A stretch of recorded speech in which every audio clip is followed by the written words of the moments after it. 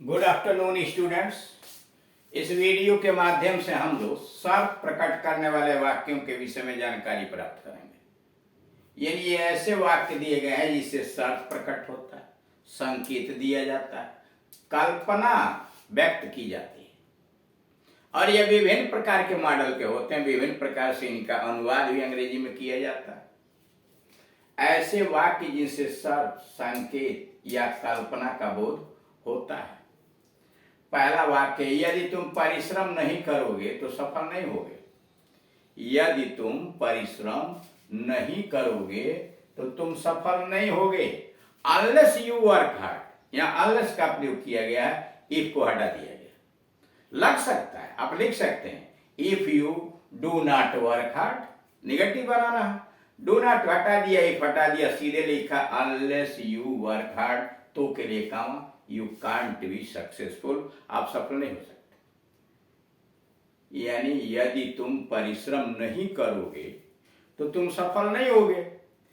If से अगर आपने बनाया तो ऐसे होगा if you don't work hard या if you do not work hard you can not be successful, आप सफल नहीं हो सकते।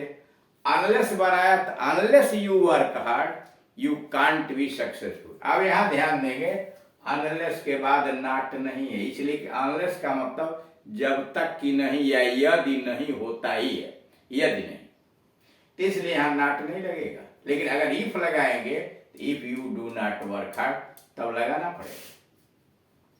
दूसरा है, अगर वह दिल्ली नहीं जाएगा तो लाल किला नहीं देख सकेगा। अगर वह दिल्ली नहीं जाएगा तो लाल किला नहीं देख सकेगा।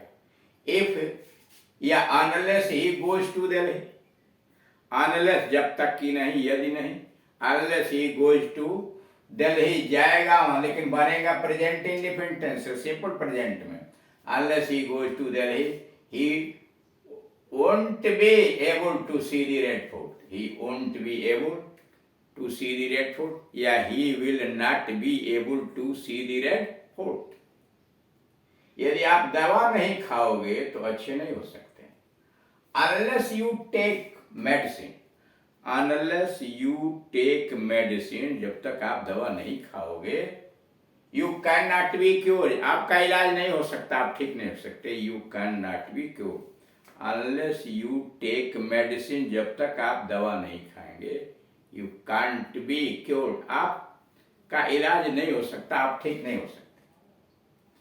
अगर आप यह किताब नहीं पढ़ेंगे तो आप अंग्रेजी नहीं सीख सकते।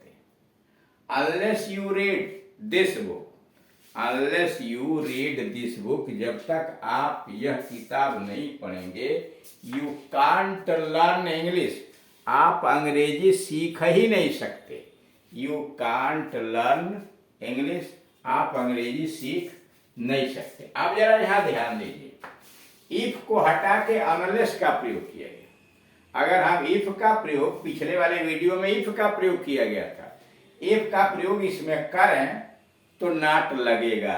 इस वाक्य को ऐसे लिख सकते हैं, if you do not read the book, if you do not read this book you can't learn English, you can't learn English, तो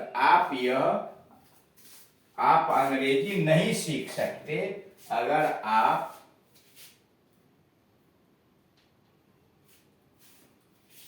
unless if you do not read this book you can't learn English। अब if हटा दिया गया, don't हटा के सीधे लिखा गया unless मतलब यदि नहीं, और सीधे डाल दिया you read this English you can't learn English। वैसे ही यहाँ unless you take medicine को हटा के लिखा जा सकता है if you do not take medicine। यहाँ unless you go to Delhi, if he does not goes to Delhi, he goes को लिखेंगे he does not go to Delhi, if he does not go to Delhi, अर्थ समान है, बस अंतर क्या है, if से जब आप व्यक्त करेंगे तो एक साधारण कंडीशन होगी if he does not go to Delhi, या एक साधारण शर्त है he won't be able to see the red fort। लेकिन अगर आप जोरदार तरीके से कहना चाहते हैं तो unless he goes to Delhi, he won't be able to see the red food। यह जोरदार शर्त प्रकट की गई है। ऐसे वाक्य के यदि या अगर प्लस उपवाक्य से शर्त का बोध होता है। कर ऐसे वाक्य के यदि या अगर आया हुआ ना, अगर आप दिल्ली नहीं जाओगे वह दिल्ली नहीं जाएगा, या आदि आप दवा नहीं खाएंगे। अब प्लस उपवाक्य यदि वह दिल्ली नहीं जाएगा, यदि आप दवा नहीं खाएंगे, तो यदि और अगर प्लस उपवाक्य से शर्त का बोध होता है और ऐसी शर्त के साथ नहीं लगा होता है। देख रहे हैं, नहीं लगा हुआ। ऐसी शर्त के साथ कंडीशन होती है कि नहीं का प्रयोग कर दिया गया होता है, यानी उसके साथ नहीं लगा होता है।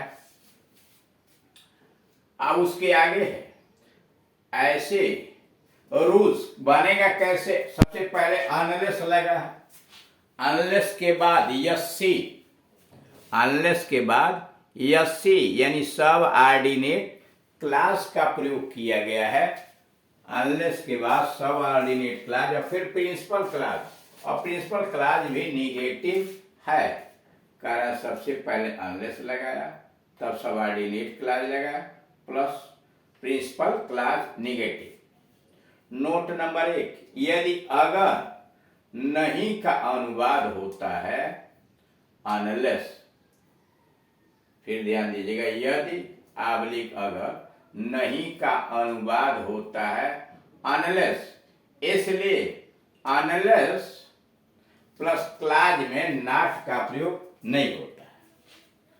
कह रहा है कि नोट में कि यदि अगर और आगे उसके नहीं आया हुआ है तो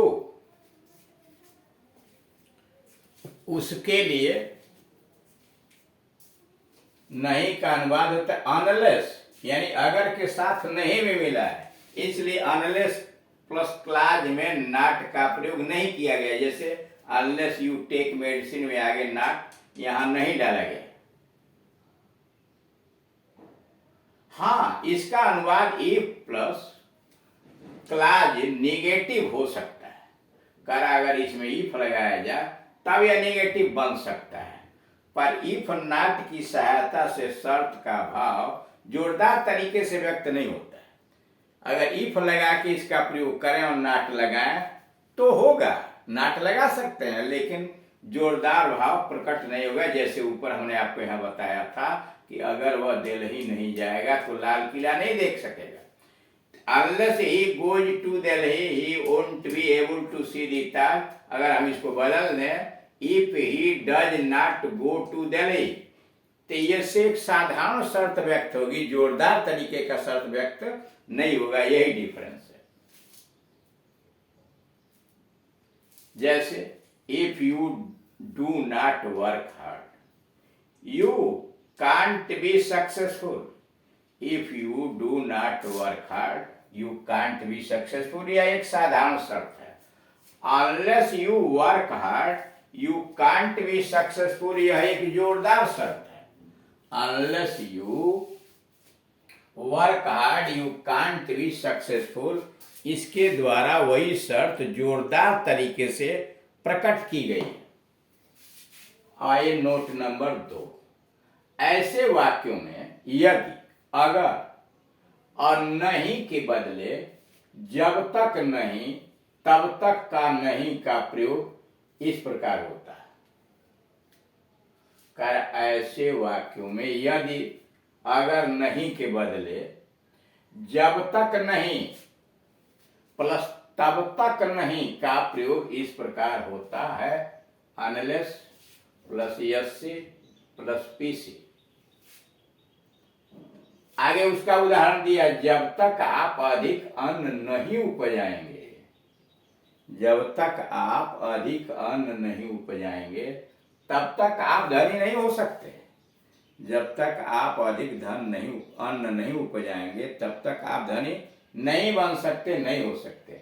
unless you grow more food more grain, unless you grow more food या more grain, you can't be rich. आप अमीर नहीं बन सकते, धनी नहीं हो सकते।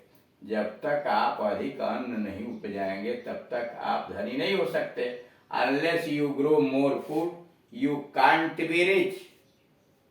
दूसरा, जब तक वे कठिन मेहनत नहीं करेंगे, जब तक वे कठिन मेहनत नहीं करेंगे तब तक वे पास नहीं कर सकते।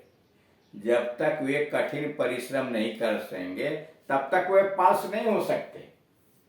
Unless they work hard they can't pass. Unless they work hard they can't pass. ऐसे वाक्यों में जब तक नहीं का अनुवाद अनटिल नहीं होता है। कर ऐसे वाक्यों में जब तक नहीं का अनुवाद आप अनटिल नहीं लगाएंगे। कर ऐसे वाक्यों में जब तक नहीं का अनुवाद अनटिल नहीं होता है, क्योंकि अनटिल से समय का बोध होता है। क्योंकि अनटिल से समय का बोध होता है, शर्त कंडीशन का नहीं।